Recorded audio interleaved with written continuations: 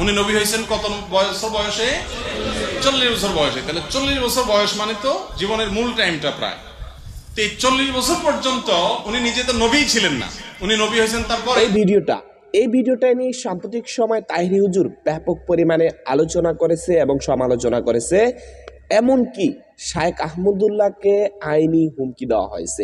সম্মানিত দর্শক ভাইরা, এখানে আমার মনে হচ্ছে যে কোনো পরিমাণ ঝয়ঝামেলা না করে দুজন যদি একসাথে বসে বিষয়টাকে ভালো করে মীমাংসা করা যায় তাহলে মনে হয় সব থেকে বেটার হয়।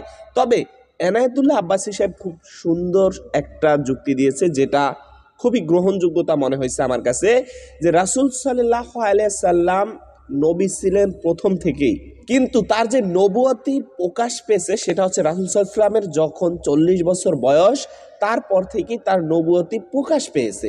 সম্মানিত দর্শক ভাইরা, এই একটু বিস্তারিত ভিডিও আমরা তার থেকে দেখি, তাহলে বিষয়টি আরো সুন্দর করে বুঝতে পারবো। তো চলুন একটু ভিডিওর অংশ আগে আমরা দেখি। আমাদের একটা ভুল ধারণা আছে, ১,৫০০ বছর আগে ৪০ বছর বয়সেই কোরআন নাজিলের পর আল্লাহ রসুল নবী হয়েছেন নাকি? ভালো করে বুঝেন, ১,৫০০ বছর আগে কোরআন নাজিলের পর ৪০ বছর বয়সে রাসূলুল্লাহ নবুয়তের প্রকাশ ঘটেছে। তবে তিনি কখন থেকে নবী? প্রশ্ন আসে না? জি, সুবহানাল্লাহ। দালাইলুন নবুয়তের প্রথম খণ্ডে ৭৮ পৃষ্ঠায় বাইহাকি বর্ণনা করেছেন, রাসূলুল্লাহ বলেছেন, ইরবাজ বিন সারিয়া বলেন, আমি আমার নিজের দুই কানে শুনেছি আল্লাহ রসুল মুহাম্মদ সাল্লাল্লাহু আলাইহি ওয়াসাল্লাম ইরশাদ করেছেন, আমি মুহাম্মদ আল্লাহর নবী এবং সর্বশেষ নবী তখন থেকে আদমের দেহ যখন ধুলায় গড়াগড়ি খাচ্ছিল। দর্শক, নিশ্চয়ই এনায়েতুল্লাহ আব্বাসী সাহেব থেকে ভিডিওর সামান্যতম কিছু অংশ দেখলেন।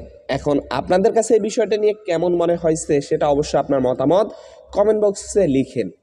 তবে আমার মনে হচ্ছে যে এখানে তাহির হুজুর উল্টাপাল্টা কথা না বলে বিষয়টাকে নিজেদের মধ্যে মীমাংসা করলে সব থেকে ভালো হয়। তো আজকের ভিডিওটি এখানে শেষ করতে চাই, দেখা হবে নতুন অন্য কোনো ভিডিওতে। সবাই ভালো থাকবেন। আসসালামু আলাইকুম ওয়া রাহমাতুল্লাহি ওয়া বারাকাতুহু।